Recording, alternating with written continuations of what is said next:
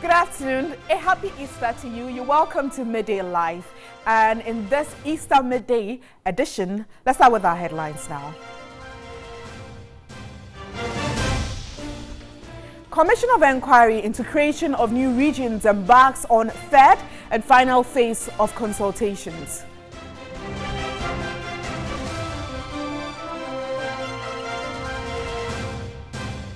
Two non-governmental organizations embark on campaign to dissuade Africans from embarking on illegal migration.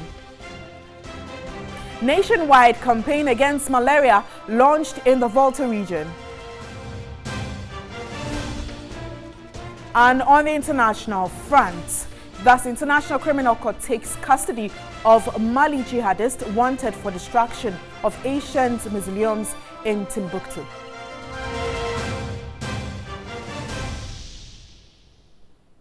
My name is Wendy Lai. I have details of these stories and many more lined up. Let's start with one of our headline stories now. And the Commission of Inquiry into the creation of new regions is embarking on a third and final phase of its consultations. The Commission will therefore hold public hearings in Accra from the 5th to 10th of April 2018 at the International Conference Center.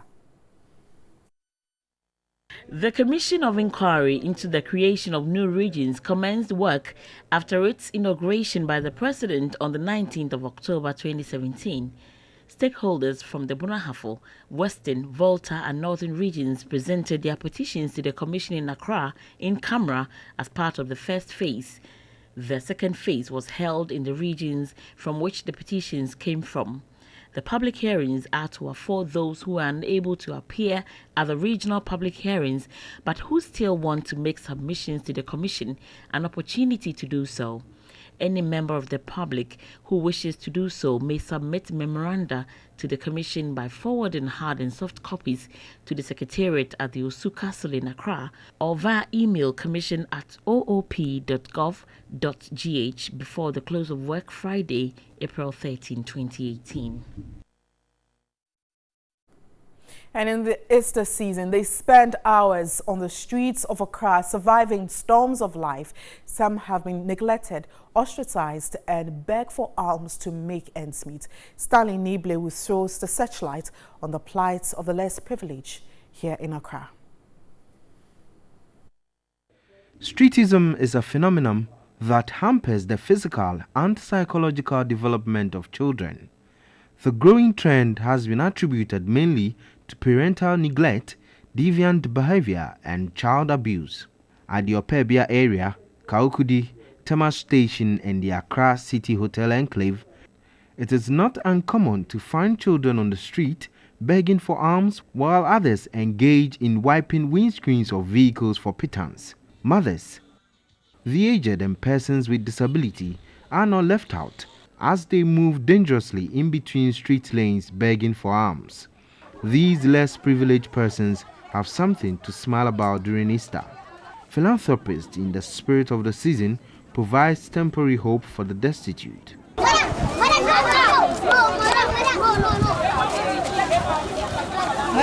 Very bad. It's awful anyway, because you see them on the streets and like you don't even know what they eat or where they sleep. We pray that the government will take them off the street someday so that they will have a place to live. Their gesture was in tune with the season. Head porters at the Accra City Hotel Enclave were not left out. The beneficiaries, however, did not speak with the news team but were excited about the gesture by the philanthropist. And Easter is a time for bonding and celebrations for some families. Many holiday revelers in Accra throng beaches to celebrate the long holidays. As businesses prepare to cash in, what are operators doing to ensure safety? Nong Falong visited some beaches and has come through with the following report.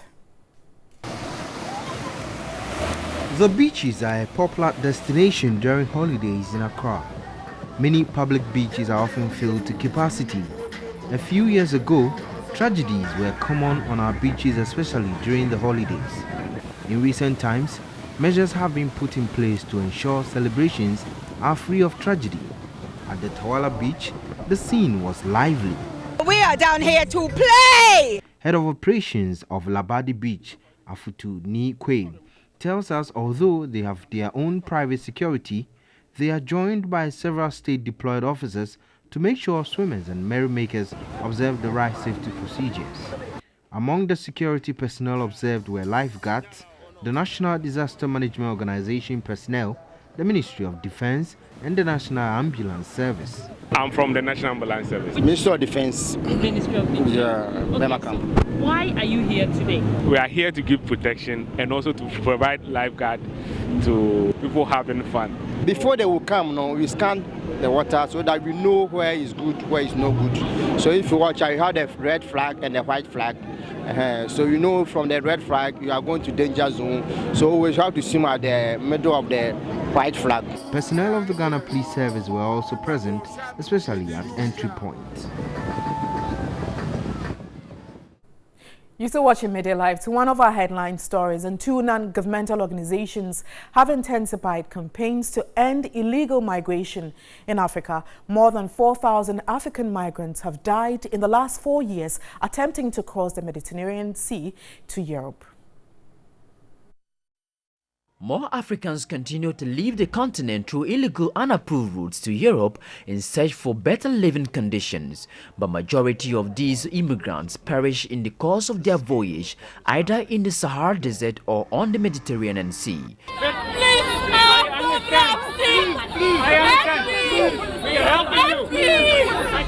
An international organization for migration, IOM, study indicates that more than 22,500 migrants have died or disappeared globally since 2014, with more than half of them perishing while attempting to cross the Mediterranean.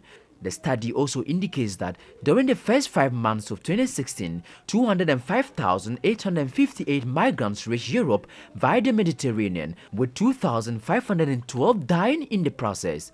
Last year, 71,029 migrants and refugees crossed the Mediterranean to enter Europe. 1,650 died in the process. Other African migrants who attempt going to Europe through Libya are subjected to intense violence and exploitation by hardened criminals. In a bid to avert the trend, Organization for Migrants and Non-Immigrants for African Education in collaboration with Do Good Foundation have commenced a campaign both home and abroad to dissuade Africans from leaving the continent through hazardous routes. As part of the campaign, skills training will be offered to some youth in the country. From our project, identification of community challenges on migration made us to, or helped us to record over 3.2 million data of unemployed youth in Ghana. To motivate the African youth not to migrate is by empowering him so that he can fit into the Ghanaian labor markets. Kenan Rabino is a partner. Not because the Europeans are not opening their doors, it's because first the way to get there is a very dangerous way.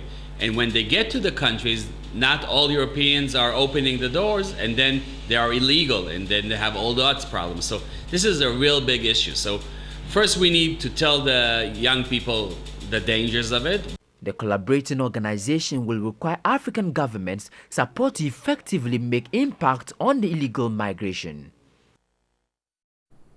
So some more news, and rehabilitation works on the liquid waste stabilization ponds at the Oti landfill site in Kumasi is progressing steadily. The project is expected to address challenges of liquid waste disposal in the city. The project has a total cost of $750,000. The Kumasi Metropolitan Assembly is expected to raise the additional $400,000 to fully complete the project.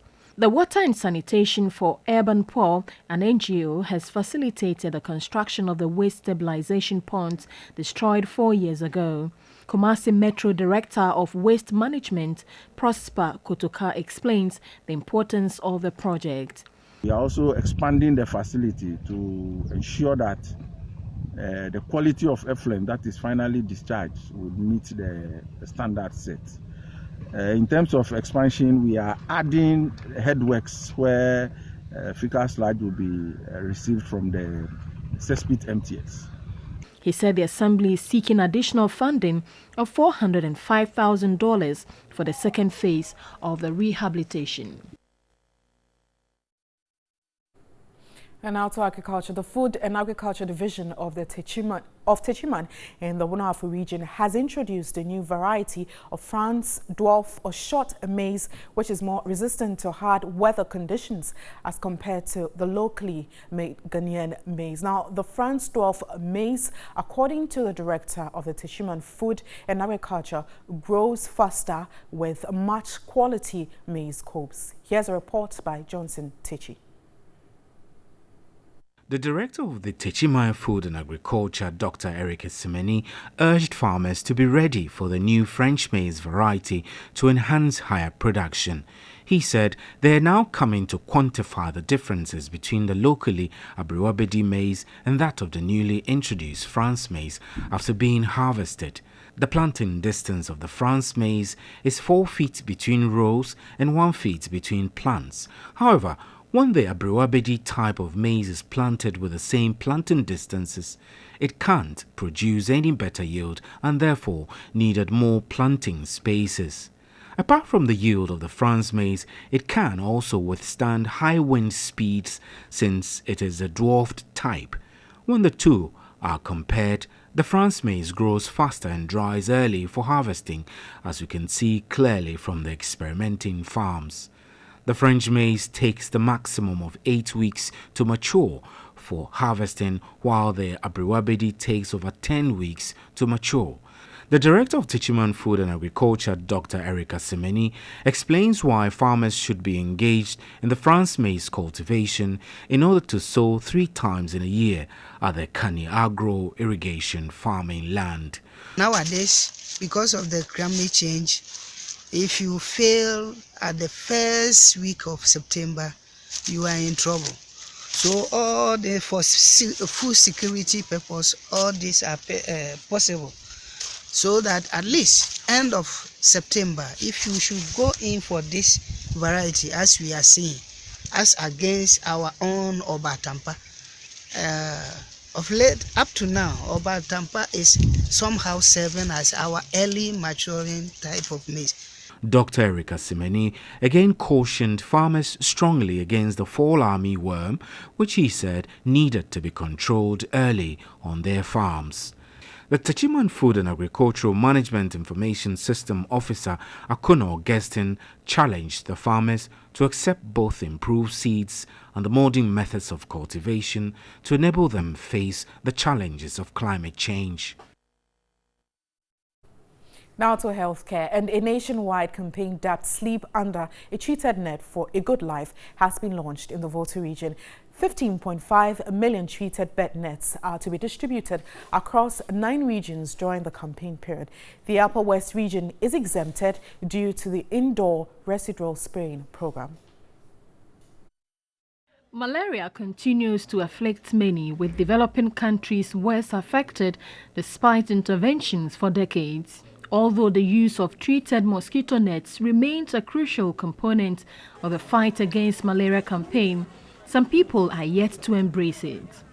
As a result, mass distribution exercise has been initiated to encourage people to use mosquito nets. I wish to call upon district assemblies, religious bodies, traditional leaders, NGOs, the media, parents, and the general public to support this very important campaign to save the vulnerable children in the fight and pregnant women from malaria, and also save the government from investing so much in the treatment of the disease.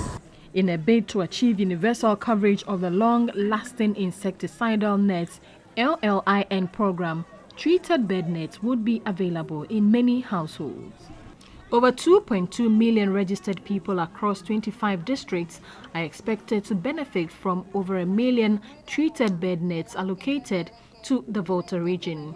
The distribution process, according to the long-lasting insecticidal nets program manager, Dr. Kezia Mal, will be guided by the Ghana Health Service structures to ensure efficiency. To sustain the gains achieved in the previous campaigns and improve areas of net utilization and retention, the program is undertaking yet another long-lasting insecticide-treated point mass distribution campaign throughout the country starting from Volta region.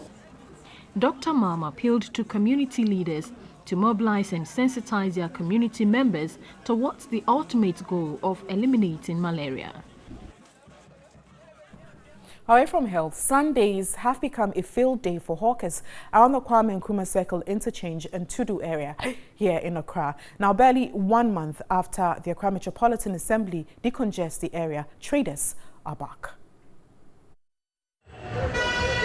The Kwame Nkrumah Circle was a major point for street hawking until the Accra Metropolitan Assembly, after a 1-week ultimatum, decongested the space around the interchange to make way for easy vehicular and pedestrian movement. A few months on, the hawkers are back on the streets. When TV3 visited the Kwame Nkrumah interchange on Sunday, there was brisk business activity. Apart from the sale of hardware and clothes, food vendors are also competing for space with the traders as they cook and sell right on the pavements. Obviously, Sunday has become a field day because of the absence of the Accra Metropolitan Assembly's task force personnel. The hawkers say on weekdays, the AMA allows them to sell on the pavement at 10 p.m. until 4 a.m. I do you blessing a pencil or your market my marketing. Ajay Blankson constructed a market for us. When the government lost power, the new government sacked us and promised to compensate us, but the money did not get to us.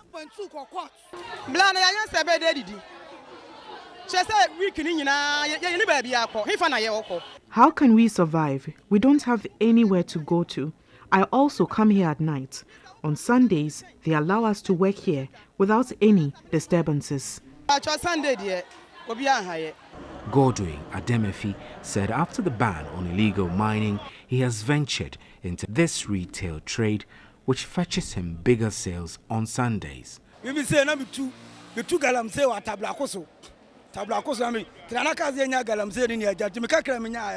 was doing illegal mining.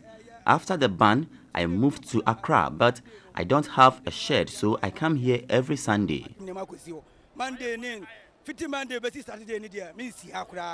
At Tudu, a large consignment of plantain has arrived and is being offloaded onto the pavement.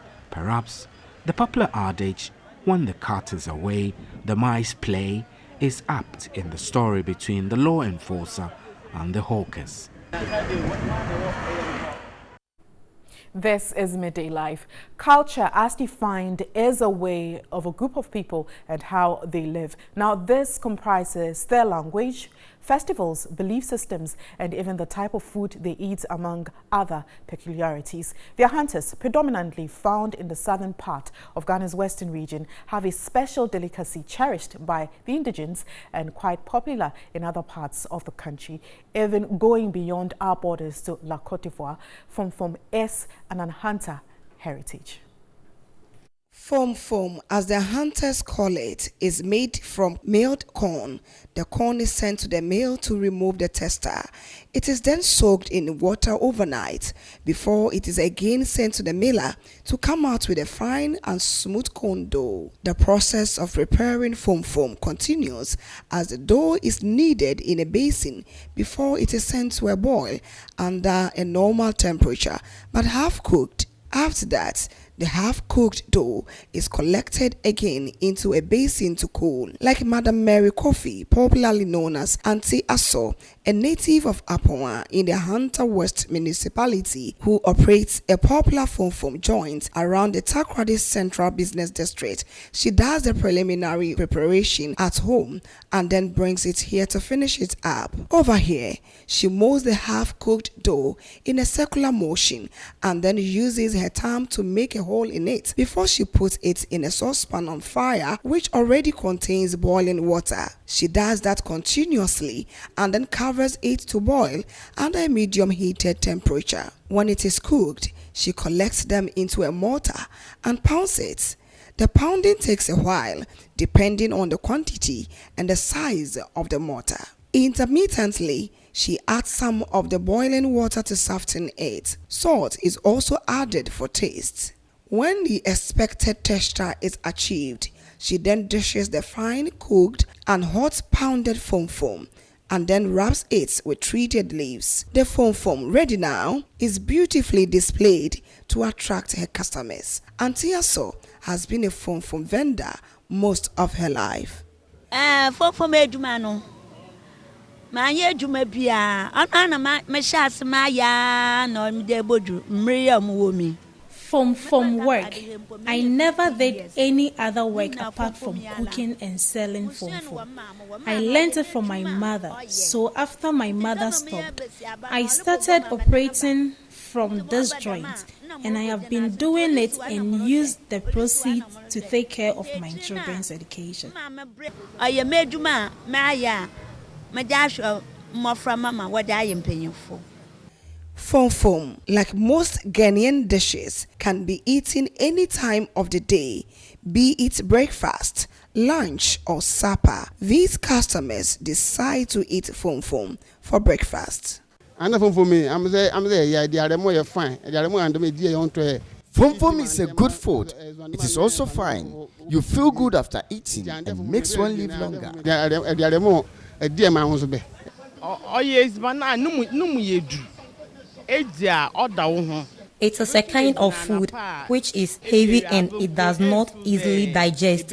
So when you eat it in the morning, you may not feel hungry till evening time. So, evening. As a complement to its carbohydrate content, it usually goes with a protein like fried fish or shrimps or kako sauce with pepper. And that makes it a nutritious delicacy. Maybe you should visit Auntie Aso or any other fom vendor to have a taste of it. Leverage and Prochum Ottery. TV3 News, Accra Day. Well, I should taste it one of these days. Here in the Greater Accra region, I am Wendy Lai. To some more stories, and cleaner cooking methods protects the environment and also reduces emissions that destroy the ozone layer. Firewood and charcoal emit smoke, which users inhale, causing a number of respiratory and cancerous diseases. At the launch of a campaign on improved cooking practices, project coordinator and technical advisor of the People's Dialogue on Human Settlement, Frederick Ajiman, advised women to switch to improved cook stoves.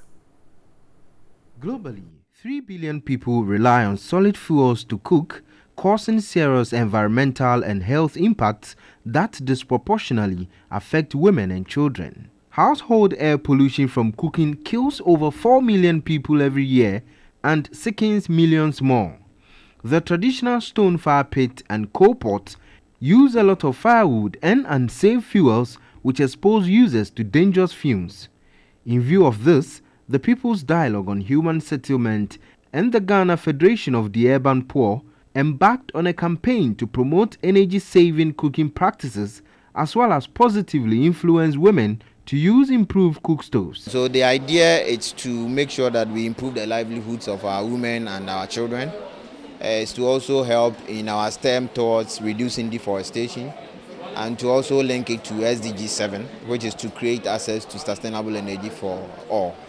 So in short, we are looking at these 3 pillars as the themes or the backbone of our project. President of the Ghana Federation of the Urban Poor, Janet Edu, encouraged women to adopt the use of improved cooking stoves. Coal pot, I have to buy charcoal like 2 cedis to cook.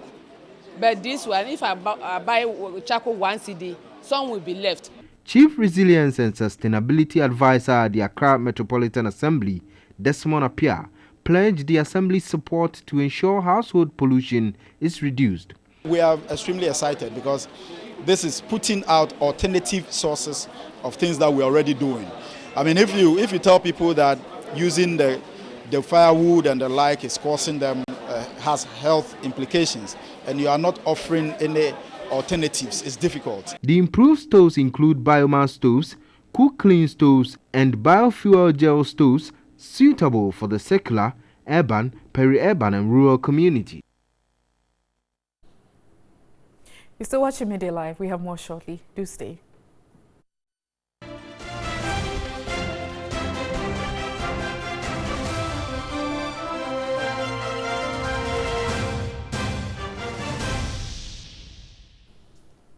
Thanks, Sustain. Tension is mounting between residents of Konya and Lavanya following the disappearance of a 37-year-old man, David Adai, from Konya. David was reported missing during a hunting expedition on Friday, March 23. Meanwhile, leadership of the two communities are blaming their perennial dispute on the failure of state agencies to act decisively. Efforts at ensuring lasting peace between the people of Konya and Lavanya is yet to yield the desired results. Like all previous attempts, the Volta Regional Peace Council's initiative appeared to be gaining favor with a cross-section of the people. Yet, a few faceless people are still keen to frustrating the process.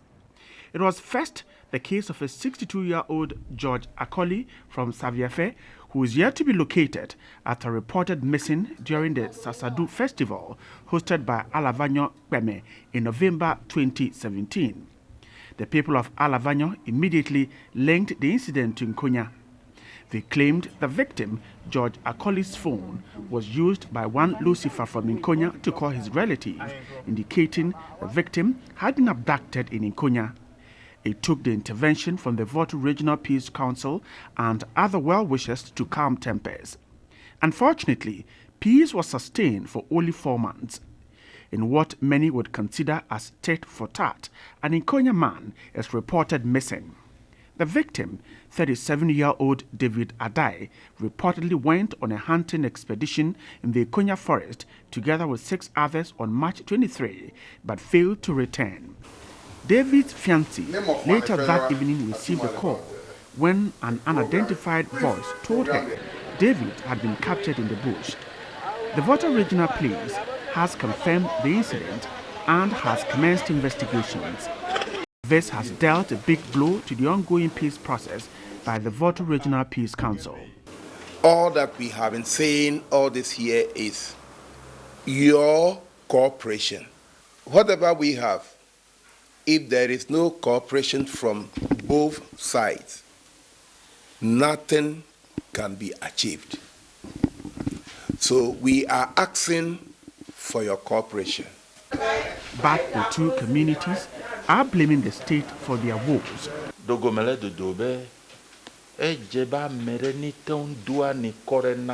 Failure to uphold these truths remains our biggest challenge in this struggle. My linguist, who was the liaison between us and Konya, on his way from a journey in 2003, never reached home and nothing has been done about it to date. These are some of the issues that beat our imagination. We have a boundary with Bori, we have a boundary with Central Kofi, we have a boundary with Akbavo, we have a boundary with B, and we have a boundary with Bando. We have not been fighting. Why is it that only Konya and Lavanya? It is because somebody is trying to cheat, and people are quiet about it. That is why. To ensure lasting and enduring peace between Konya and Lavanya, the state must act now and swiftly.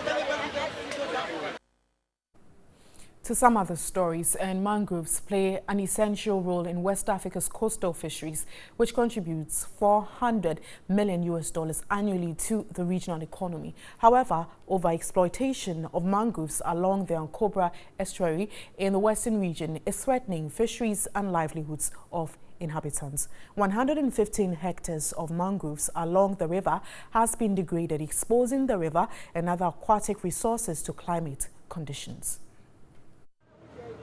Throughout West Africa, the livelihoods of coastal populations depend heavily on access to natural resources. In spite of these important roles, mangroves are experiencing deforestation and a threatened ecosystem throughout the region. Mangroves are coastal forests that grow where ocean, freshwater and land meet. They provide wood and non-wood forest products, coastal protection and conservation of biological diversity. Mangroves are spawning grounds for a variety of fish and shellfish. Moving on the water, under the mangroves. There is this canopy that have been formed by the mangroves, which gives such a serene atmosphere and environment that is very conducive and comfortable for relaxation. It is no wonder that experts say fishes spawn here and virtually reproduce. Therefore, its depletion becomes a threat for these natural resources. When it's high tide, the seawater intrudes into the estuary. So these fishes come under the mangroves to rest. So if they are not there, that means these fishes do not have a maternity home to lay their eggs. The mangroves provide huge economic benefits to indigents of Ankobra. It gives periwinkles and crabs also out of. And even if you come to our area, we use these mangroves for our burden. So it's very useful for us, and we use some for smoke the fish we get out of the Ankobra and the sea. The area's mangroves have been under threat for some time now. The level of destruction is alarming. 115 hectares have been degraded. With a hectare about the size of a football pitch, one can only imagine the extent of damage caused. The Mangrove Restoration Project by the USAID Sustainable Fisheries Management Project through Henpoano has become an avenue to correct this. They didn't know the seedlings of plants could be replanted. So when we came in, we sensitized them and then we educated them. We took them to the Volta region for a study tour. They went to learn, and now they are back and they are restoring areas where they have degraded. 18 hectares of the degraded mangrove forest have been restored. 25,000 seedlings have been planted so far, with additional 20,000 being nursed for planting. This has also provided employment to men and women in the community. Indigents are elated at the success story.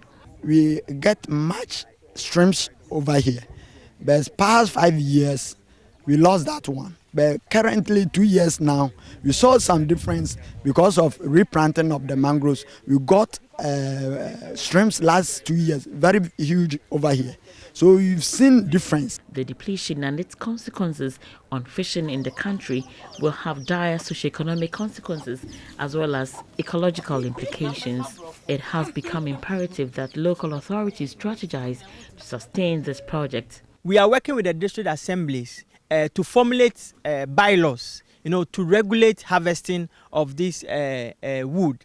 Now, one of the approach that we are encouraging is zoning, and we are working and advocating at the assembly level for this to be adopted in the land use plan. The Mangrove Restoration Project has enhanced the livelihoods of the people for the past 3 years.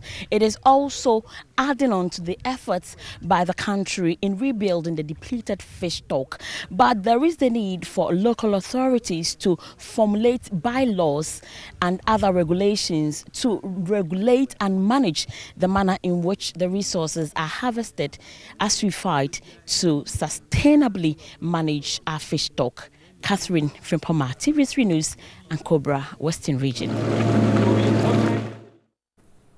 So some more stories, and the Criminal Investigation Department of the Ghana Police Service is asking Ghanaians and other nationals to be careful about engaging in online investments. The Director General of the department, DCOP Mamiya Tiwa Adodankwa, says criminals are using information communication technology to lure unsuspecting members of the public with enticing investment packages. The emergence of information communication technology, ICT, no doubt, has changed the world, moving it faster and linking it closer into a global village.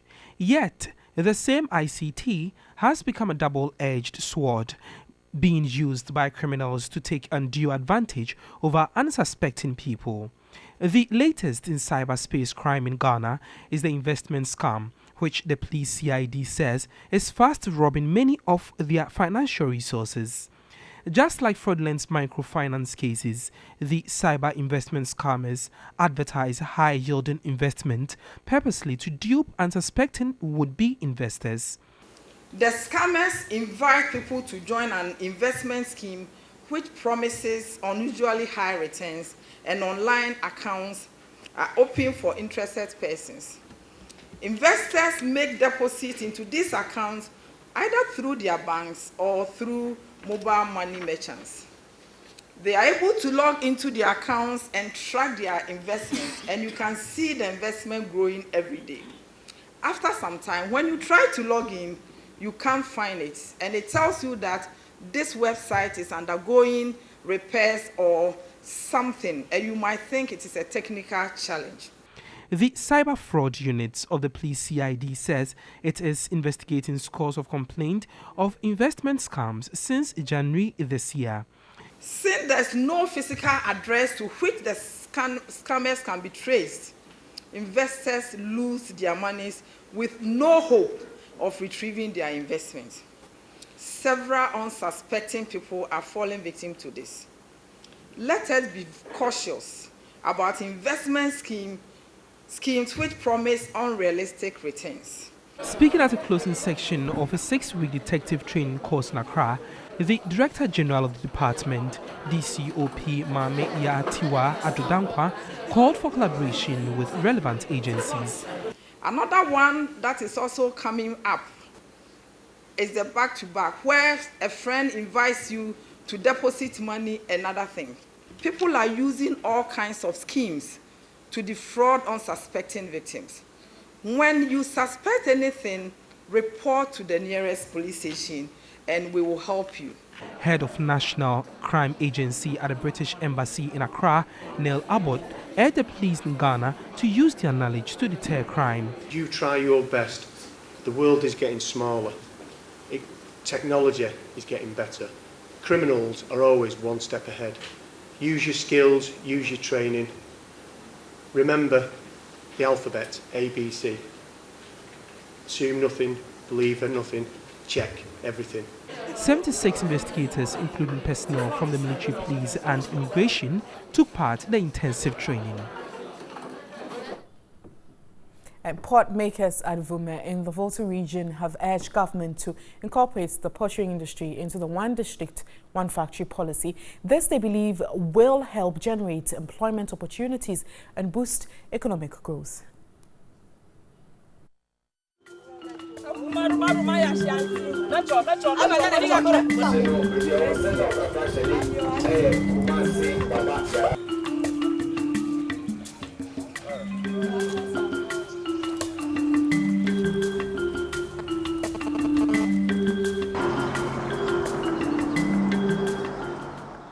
People engage in various forms of professions in order to earn a living.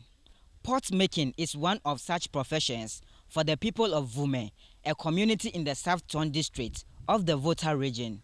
But their activities are fraught with challenges. The pottery business is a source of livelihood for many communities. In Ghana, the Vume community in the South Ton district of the Volta region is noted for their artistry pot making. Pottery products include household items such as bowls, stoves, ovens, storage jars, plates, platters and dishes, water and flower pots. History has it that the pottery business has been embraced by successive generations. The industry provides employment to more than 2,000 people. The women go through a lot to make the colorful and uniquely designed pots and other wares. As for design, if you sleep, you can see in your dream. However, access to credit and low patronage is affecting the business. They are doing well, but only that they are not able to get the marketing for the industry. So most of them, they complain that they have made the pots plenty in their rooms, but because they don't get market for them, it has made them to relax. If we were to have our own market and then painting and sell them, it can help us. When they come and deposit or order, they used to give us less money. And this money cannot go send it to any far. So we have to sometimes use our own strength. The community has abundant clay deposits. However, it is difficult to extract the material, especially during Harmattan. As a result, some pot makers depend on laborers. With simple digging devices, they extract the soil. At times it's very hard to dig because it was not raining. The more we dig, the more we expect water from the ground. The Vume Poultry Association wants government to include the industry in the one district, one factory plan. Per research that others have made, is it for 300 years we can, be having this clay here without, problem. If there is a way that the government, can, rule in its policy of one district, one factory, so that they can also be beneficiary of these good policies. Because for years they've been looking for investors to come to their aid, but they don't get it. Ghana stands the chance of benefiting tremendously from the poultry industry if the sector is supported. Talk about employment and revenue generation. Stanley Nibleu, TV3 News, Vume.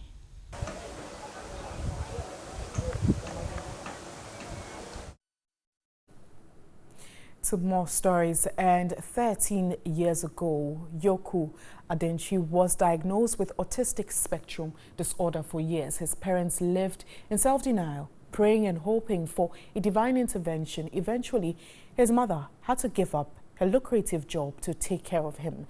Now, as Ghana joins the rest of the world to mark World Autism Day tomorrow, Joycelyn would spend some time with Yoku and has come through with this report.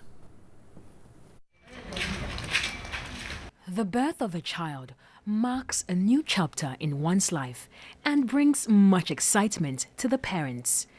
Such was Mr. and Mrs. Adenchi's experience 15 years ago. But little did they know their joy would be cut short with a life-changing experience. At age 2, Yoku was non-verbal. That was when they started seeking medical assistance. After moving from one pediatrician to the other, he was diagnosed with autistic spectrum disorder, a neurological disorder that makes it difficult to interact or communicate with others. I was in complete denial. I wouldn't agree that because I knew about autism or I had seen somebody living with autism, and so I was not ready to accept that.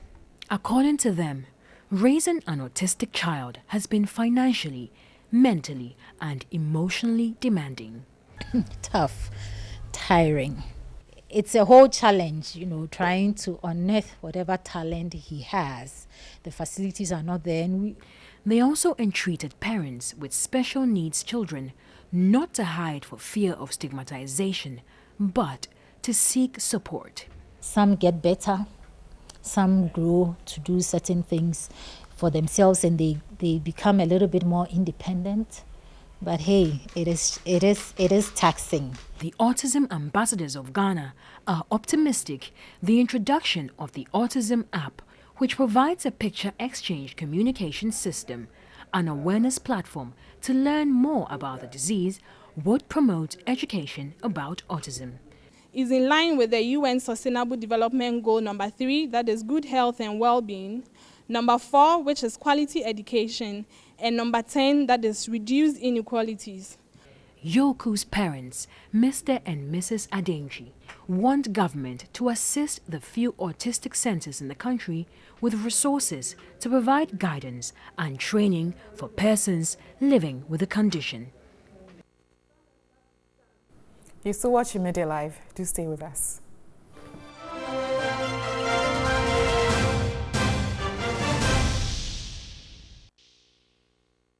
Let's have some international news now. And the International Criminal Court in The Hague is taking into custody a man wanted for war crimes in Mali after the authorities there handed him over.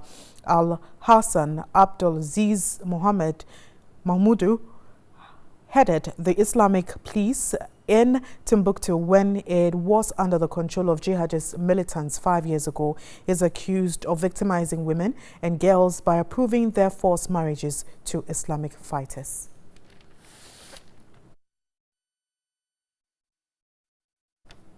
And in entertainment this afternoon, today is 1st April, a day for real fake news, which is April Fool's Day. This day is marked by pulling pranks and spreading hoax on close friends, and the jokes and their victims are called April Fools. And this afternoon, we have been finding out what is your most memorable April Fool's experience. So in case you don't know, this is 1st April, and to many, the day is a very special one because this is the day a lot of people get pranked. And so you could be sent on a very long errand and you only realize that it is not true when you get there. It is also called April Fool's Day, and we've been finding out what are your most hilarious and interesting April Fool's Day story. I was working in a hotel at Medina Ashelbutri, and a friend of mine called me and told me, Joe, where are you? I said, oh, Charlie, me, I did work, I make busy for work. He said, you know what, you know here what they happen for your house? I said, Charlie, what they happen? He said, your mommy then your papi, or then the fight for house where I see say, I go to your house, now they pass by, where I see say, your mommy did the ground. I said, Charlie, you what they talk, you be serious? I said, I be serious, pa. I bet my junior, but you two tell me the same story. So I rush for there, then go house. I go outside, Charlie. My papi, then my mommy, then they chop fufu. They pump correct fufu people where they chop. Not say, that is many bread. That time, no, now, me get beer. My say me changing this, me huno, me send kagero. Which is, you know, where how many months? Oh, get there, be 5 months. If you me na me back, na me come crew, me crew myself. Ti me call here no, ya na mo sa na me nua ba ko be ka che me say, chare ge na wo hwe no, aba wati wo fie. That is many je pa. America pa na me tu ye me ko du fie no. Na ge ni wo. Nti ye me ya pa serious. Na after the boy no catch us and then later no say. Oh, me call here no we duane oni ho. Oh, she just called me in bed and said, your father says you should come. So I went down. I'm upstairs. So my old man is downstairs. So I went down. I knocked the. Hurriedly. Yeah, I went. I knocked the door, and I opened the door. I saw old man sleeping. So I went near him and I said, old man, you didn't hear. And I said, oh. So I came up back and I said, you said old man is calling me. He said it's April Fool. Today is 1st April, so it's April Fool. And I said, yeah, is that it? And you do it to me. Me ma obi nanti e call pass o san ba ni nema eh na ka che no call pass oh me ka che nse ne ma me si womra ni ma me wala pass me ka se womra no ko na ne bu afu ba boys asem. Well, interesting encounters there. But that'll be all for this afternoon. A quick run through our top stories for this afternoon. Commission of Inquiry into creation of new districts and regions has embarked on its third and final phase of consultations. 2 non-governmental organizations have launched a campaign to dissuade Africans from embarking on illegal migration routes to Ghana, to Europe. And a nationwide campaign against malaria has been launched in the Volta region. On international front, International Criminal Court has taken custody of Mali jihadists wanted for destruction of ancient mausoleums in Timbuktu.